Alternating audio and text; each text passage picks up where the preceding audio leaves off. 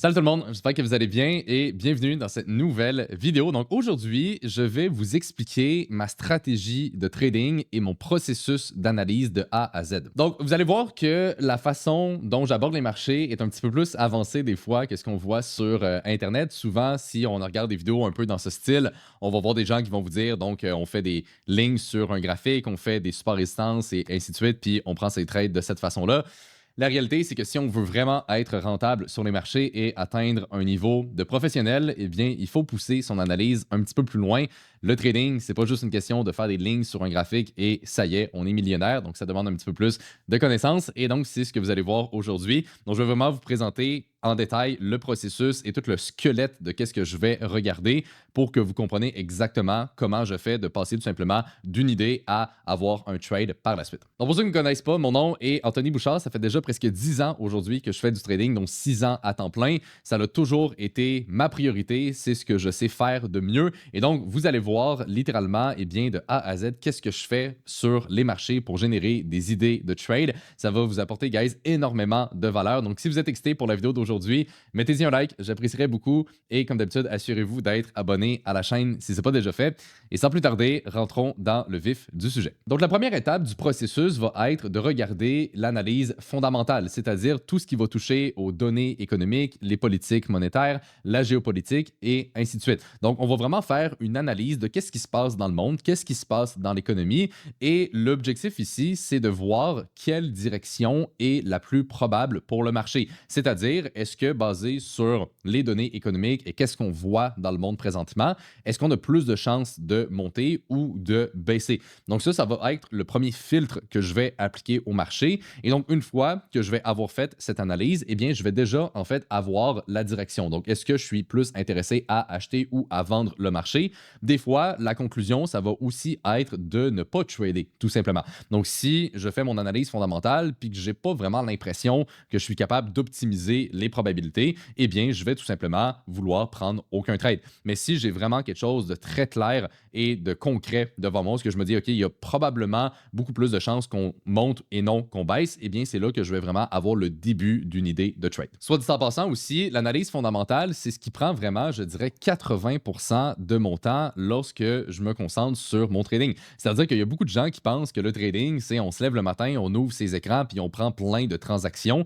La réalité, c'est que non, ou du moins pas dans les systèmes que j'utilise. Donc, la grosse partie de mon temps que je vais mettre sur les marchés, c'est beaucoup plus en fait pour aller lire les nouvelles, réfléchir à des idées de trade, synthétiser de l'information et regarder les données économiques pour voir une vision globale. Fait que ça, c'est vraiment la grosse partie de mon travail parce que c'est ça qui va donc me donner l'idée vraiment de trade à proprement dit. Si j'ai pas une clarté fondamentale, il y a tout simplement pas de trade à prendre. Donc, le défi ici, c'est vraiment d'aller chercher la bonne information. Donc, il faut savoir où la trouver, mais surtout être capable de l'interpréter et de la synthétiser. Parce que si vous commencez à lire littéralement toutes les nouvelles, à regarder toutes les données, on va jamais en finir et ça va plus vous mélanger qu'autre chose. Donc, il faut réussir en fait à trouver un équilibre par rapport à ça, regarder suffisamment de données, regarder surtout les bonnes données et être capable par la suite de les interpréter pour avoir des idées. Donc, pour garder ça simple, quand que je vais trader les indices boursiers et les matières premières, ce que je vais surtout chercher à voir, c'est vraiment d'y aller d'un point de vue très global. Donc, est-ce que l'économie mondiale va bien? Est-ce que les données économiques sont plutôt bonnes?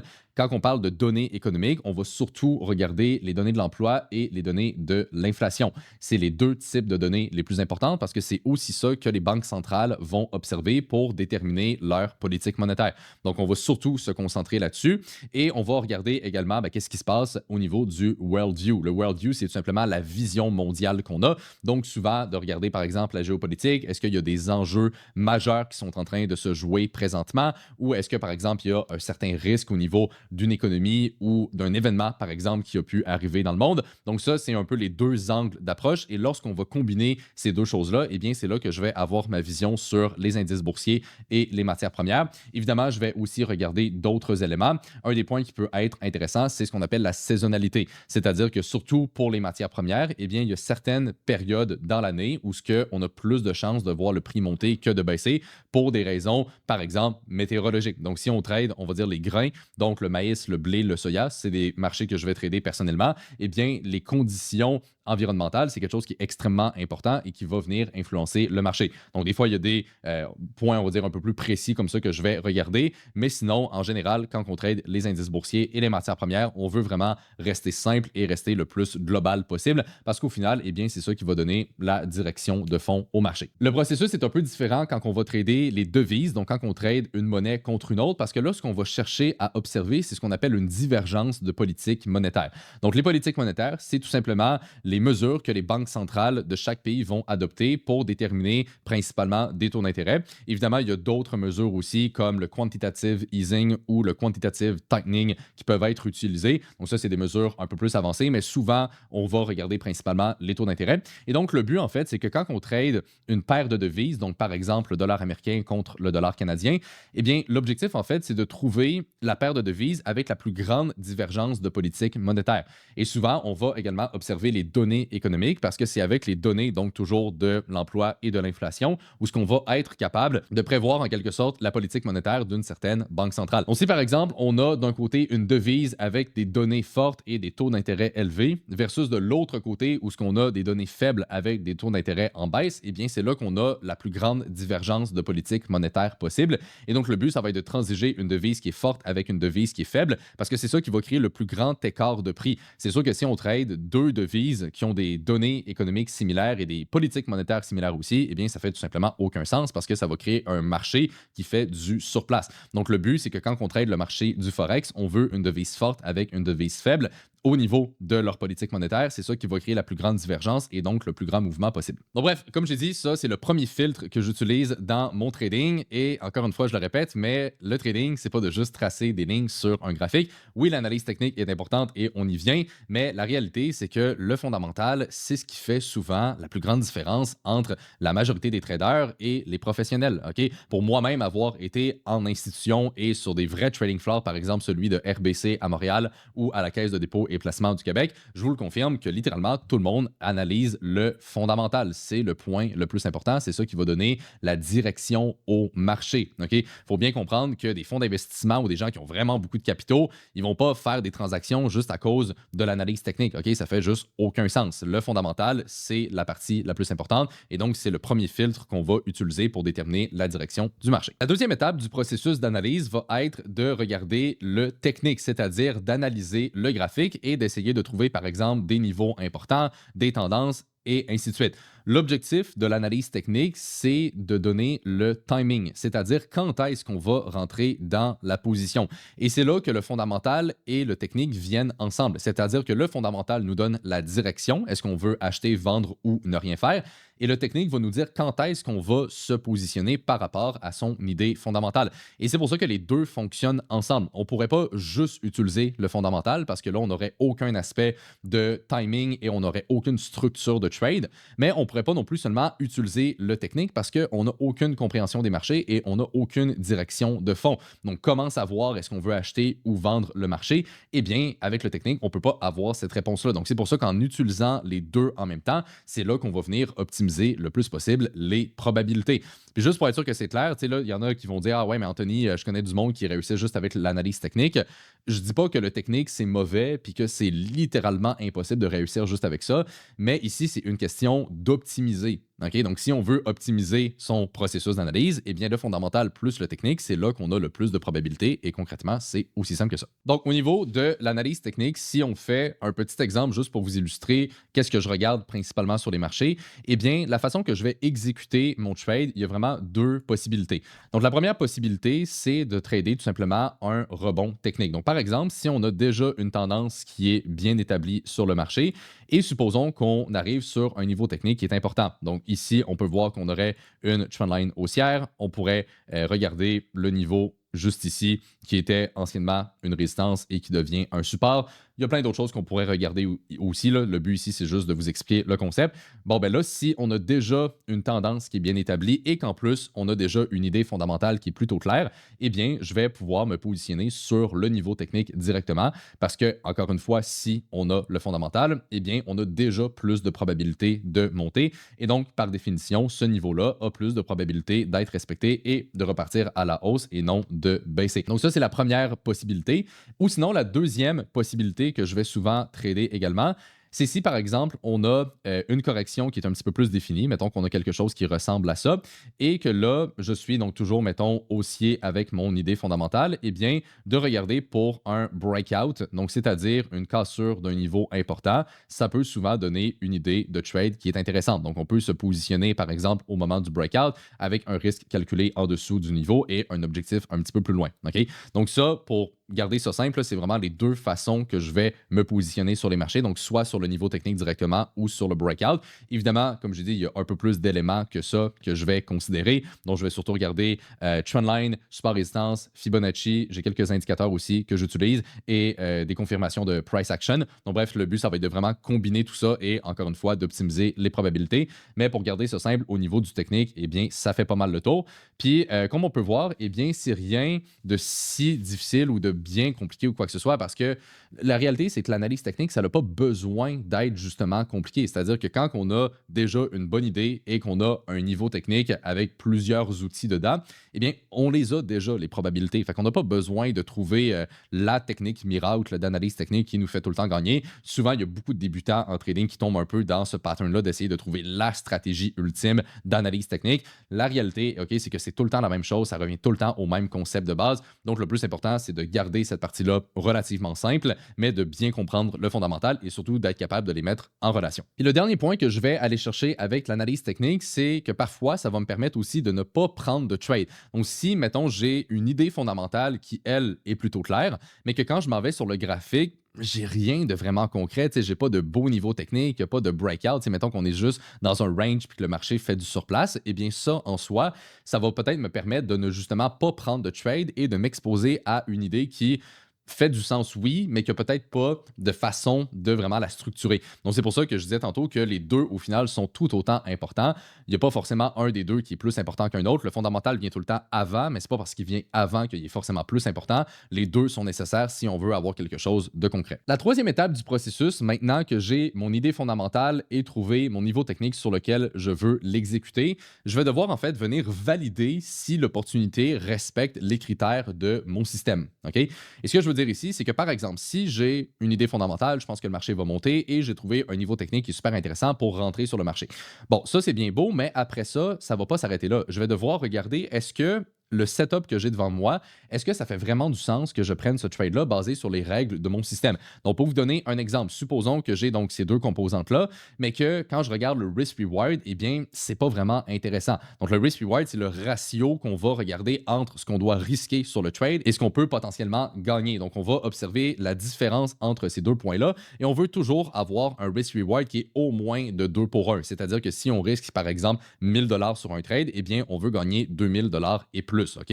Donc, c'est une règle assez générale, mais c'est quand même quelque chose qui est assez important à considérer. Donc, si par exemple, j'ai mon fondamental, mon technique, mais qu'en calculant mon risk-reward, ça me donne du 1 pour 1, ben, est-ce que ça m'intéresse de prendre un trade avec seulement 1 pour 1 de risk-reward? Eh bien, la réponse est non, parce que c'est juste pas assez intéressant, c'est pas optimal comme façon de prendre une position.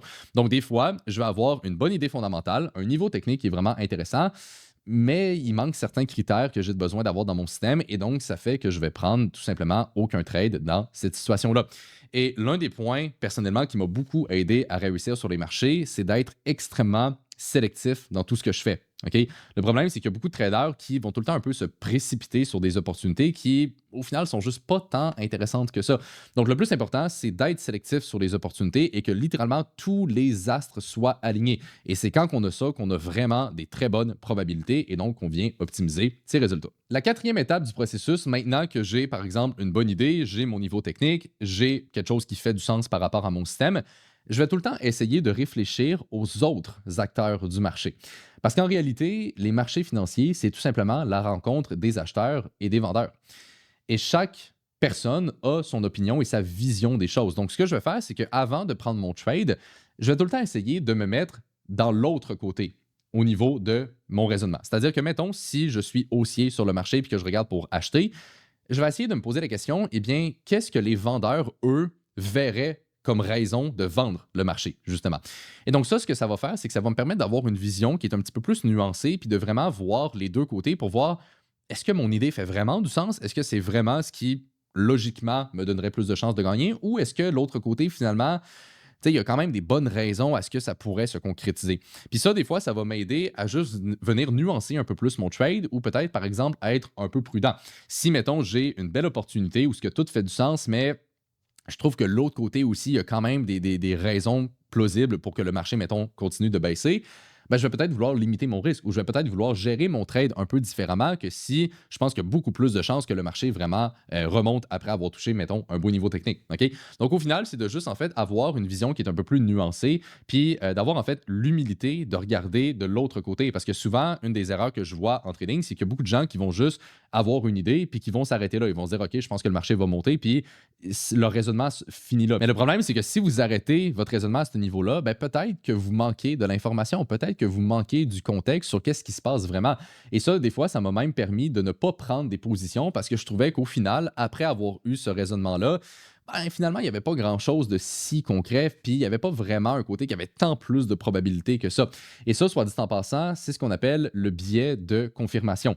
Le biais de confirmation, c'est tout simplement un biais psychologique qu'on a tous, que quand on a déjà une idée préconçue, on va toujours avoir tendance à valoriser les éléments qui confirment cette idée et mettre de côté ce qui pourrait potentiellement venir contre. Donc, souvent, ce qui arrive, c'est que quand on a déjà une idée de trade, puis qu'on est vraiment convaincu que, OK, le marché va monter, bien souvent, on vient se fermer un peu à toute information qui pourrait potentiellement contredire ça. Et des fois, eh bien, on vient à se biaiser soi-même et au final, bien, ça fait qu'on a un trade qui n'est pas vraiment objectif et qu'on n'a pas vraiment pris en considération tous les éléments. Donc, de simplement faire l'exercice de tout le temps réfléchir de l'autre côté, puis ben, OK, oui, moi, je suis acheteur, mais pourquoi, mettons, une autre personne pourrait être vendeur? Puis au final, on est capable d'avoir une vision donc, qui est beaucoup plus nuancée de cette façon-là. Et la dernière étape du processus avant d'exécuter mon trade, supposons que tout ça fait du sens et que, OK, je suis prêt à prendre ma position. Je vais toujours me faire des scénarios pour voir comment le marché a le plus de probabilité d'évoluer. Donc, par exemple, quand que je vais prendre un trade, supposons qu'on refait un exemple vraiment très simple. Donc, mettons qu'on a un niveau technique juste ici. Supposons que j'ai plein de raisons fondamentales et techniques d'acheter le marché. Supposons que je me positionne ici. Bon, ben quand je vais me positionner dans mon trade, je vais tout le temps essayer de voir comment je pense que le marché va évoluer. Est-ce que je m'attends à une forte impulsion pour continuer la tendance haussière? Est-ce que je m'attends peut-être plus à seulement un rebond, puis après, on n'est pas trop sûr? Est-ce que je m'attends à un mouvement, disons, un peu plus correctif pour remonter, mais graduellement? Bref, il y a plusieurs possibilités de comment un trade peut évoluer après qu'on l'ait pris. Et ça, c'est quand même un point qui est assez important parce que si on veut vraiment être capable de bien gérer sa position, il faut savoir qu'est-ce qu'on s'attend de sa position. Donc, si par exemple, je m'attends à une impulsion, donc un mouvement qui est très violent et qui part assez rapidement, ben, je vais gérer mon trade très différemment que si je m'attends à un mouvement qui est beaucoup plus graduel et qui est peut-être moins prononcé. OK?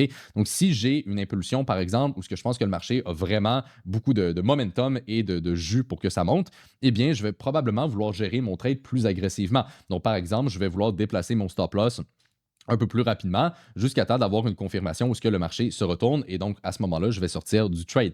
Donc ça serait dans un exemple où ce que je m'attends à quelque chose d'assez impulsif.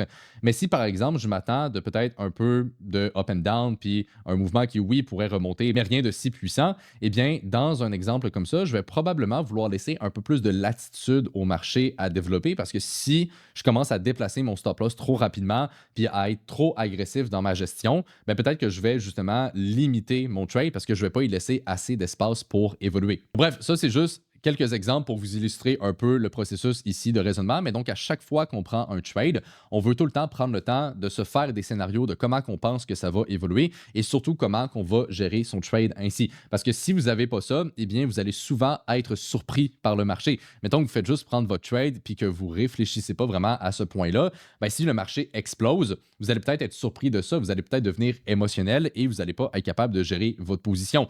De la même sorte que si le marché prend son temps puis que ça l'évolue pas vraiment rapidement, peut-être que vous allez manquer de patience et que vous allez fermer votre trade sans aucune raison valable. Donc, c'est super important d'avoir aussi un scénario dans sa tête de comment que je pense que le marché va évoluer. Et si le marché fait ça, eh bien, je vais le gérer de telle façon. Si le marché prend plus son temps, je vais y laisser plus de lousse, puis ainsi de suite. Donc, ça me permet vraiment de jamais me faire surprendre par le marché parce que je sais toujours à peu près qu'est-ce que je m'attends. Et donc, ça me permet de gérer mon trade par la suite de la meilleure façon possible. Puis évidemment, quand on fait ce processus-là, le but, c'est pas de toujours avoir raison parce que c'est pas pas ça le trading. Le but, c'est pas d'avoir raison tout le temps sur le marché. Le but, c'est de faire de l'argent. Puis le trading, c'est des probabilités. Donc, même si je pense que le marché a plus de probabilités d'être impulsif, eh bien, je considère quand même les autres options et je reste conscient du fait que peut-être au final, que j'ai même pas raison sur l'idée de base et peut-être que je vais perdre de l'argent sur le trade. OK?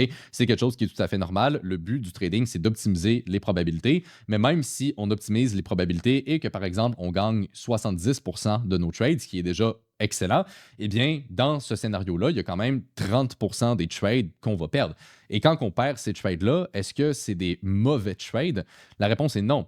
Et ça, il y a beaucoup de gens qui ne comprennent pas cet aspect-là, mais un trade, quand on va se poser la question est-ce que c'était un bon trade ou un mauvais trade, c'est pas de regarder le résultat du trade. Parce que si on a un trade, par exemple, qui est perdant, mais que si on prenait ce trade-là 100 fois, là, on serait gagnant, ben, c'est quand même un bon trade, même si on a perdu. Donc, la façon qu'on va venir déterminer cet aspect-là, c'est de juste voir est-ce que le trade respecte un système qui, lui, optimise les probabilités. Si la réponse est oui, c'est un bon trade. Si la réponse est non, c'est un mauvais trade. Et donc, ça, c'est aussi plus une question de mindset rendu là, mais c'est comme ça qu'on va venir évaluer ces trades et évaluer surtout est-ce que le processus, on le fait de la bonne façon, puis est-ce que le trade que j'ai devant moi, c'est vraiment quelque chose au final qui fait du sens à prendre. Donc voilà, guys, c'est pas mal ce qui fait le tour du processus d'analyse de A à Z que je vais utiliser. Maintenant, évidemment, on aurait pu décortiquer beaucoup plus en détail tous les éléments que je vous ai mentionnés aujourd'hui. Donc, le fondamental, le technique, puis ainsi de suite. Mais là, si on rentrait dans ces détails-là, eh bien, ça serait le programme de coaching en entier. Donc, ça prendrait des dizaines d'heures à expliquer tout ça en détail. Mais donc, le processus en lui-même, donc le squelette que je vais suivre, c'est littéralement tout le temps la même chose. Et donc, c'est ça qui rend mon trading justement systématique et qui me permet d'avoir une certaine prévision au niveau des résultats que je vais être capable d'aller chercher sur du long terme avec les données statistiques que j'ai recueillies dans les dernières années. Bref, c'est pas mal ce que fait le tour, guys, pour la vidéo d'aujourd'hui. J'espère que vous l'avez apprécié. J'espère que ça vous a apporté beaucoup de valeur puis que ça vous a montré un peu plus en détail, eh bien, vraiment comment on réfléchit en tant que trader professionnel et de voir que, eh bien, c'est un peu plus nuancé que des fois ce qu'on voit sur Internet. Et si vous aimez, guys, pousser votre apprentissage encore plus loin et potentiellement même travailler avec nous directement, je vous invite à regarder le lien dans la description de cette vidéo. Ça va vous amener vers une autre vidéo qui est en fait une vidéo explicative où ce que je présente beaucoup plus en détail tout le processus qu'on met en place au sein de notre programme de coaching pour accompagner nos étudiants à aller chercher des résultats dans leur trading et comment qu'on fait aussi pour aller chercher le plus de capital possible avec lequel on peut trader sans même risquer son propre argent. Donc bref, ça va vraiment vous mettre beaucoup plus en contexte de concrètement qu'est-ce qu'on met en place pour réussir. Et si par la suite c'est quelque chose qui vous parle, vous allez même avoir l'option de planifier un appel avec moi ou un membre de mon équipe pour qu'on puisse voir si vraiment on peut vous aider et si on serait un bon fit pour travailler ensemble. Donc si c'est quelque chose qui vous intéresse, allez voir le lien dans la description de la vidéo. Puis sinon, guys, j'espère que vous l'avez apprécié. Si oui, mettez-y un like et là-dessus, on se retrouve dans la prochaine.